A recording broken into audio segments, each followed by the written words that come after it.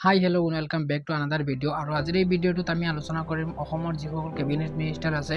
মই 10জন অসমৰ cabinet minister government of Assam 10জন মিনিষ্টাৰক লৈছো আৰু 10জন মিনিষ্টাৰৰ কিমান খায় সম্পত্তি আছে আজি আমি এই ভিডিঅ'টোত আলোচনা কৰিম। সম্পূৰ্ণ ডিটেইলছটো ভিডিঅ'টো লাষ্টলৈ চাই থাকিব। তো পোনপ্ৰথমত আমি চাওঁ যদি 2021 চনত নিৰ্বাচন আয়োগক দিয়া তথ্য অনুসৰি ডক্টৰ হিমন্ত বিশ্ব শৰ্মাৰ টোটেল সম্পত্তি হৈছে 17 কোটি টকা। ইয়াৰ পিছত যদি চাওঁ ৰঞ্জিত কুমাৰ বৰাৰ খায় সম্পত্তি হৈছে 5 কোটি টকা। মন্ত্ৰী পীযুষ হাজৰিকাৰ সম্পত্তি টোটেল সম্পত্তি হৈছে 6 কোটি টকা। চন্দ্ৰমোহন পাটোৱাৰীৰ টোটেল সম্পত্তি হৈছে 3 কোটি টকা। শ্ৰী জয়ন্ত মল্ল বৰুৱাৰ টোটেল সম্পত্তি হৈছে 4 কোটি টকা।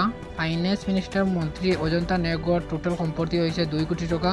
কৃষিমন্ত্ৰী অতুল বৰাৰ টোটেল সম্পত্তি হৈছে 3 কোটি টকা। ডক্টৰ ৰণোজ পেগু শিক্ষামন্ত্ৰীৰ টোটেল সম্পত্তি হৈছে 1 কোটি টকা। মন্ত্ৰী কেশৱ মহন্তৰ টোটেল সম্পত্তি হৈছে 3 কোটি টকা। মন্ত্ৰী অশোক সিংগল তেওঁৰ সম্পত্তি হৈছে 17 কোটি টকা। আমি যদি এইটো আমাৰ চিফ মিনিষ্টাৰৰ লগত মিলাওঁ তেতিয়াহ'লে 50-50। হিমন্ত বিশ্ব শৰ্মাৰ সম্পত্তি হৈছে 17 কোটি টকা আৰু মন্ত্ৰী অশোক সিংগলৰো 17 কোটি টকা। এইটো হৈছে সম্পূৰ্ণ ভিডিঅ'। মই এইটো চেনেলত আৰু ভিডিঅ'ৰ তথ্য লৈ আহিম যিটো আমাৰ অসমৰ যিকোনো নিউজ হ'ব পাৰে মই সকলোকে আগত দিয়াৰ চেষ্টা কৰিম। চেনেলটো ছাবস্ক্ৰাইব কৰি ৰাখিব। আজিলৈকে এইখিনি। বাই, জয় অসম।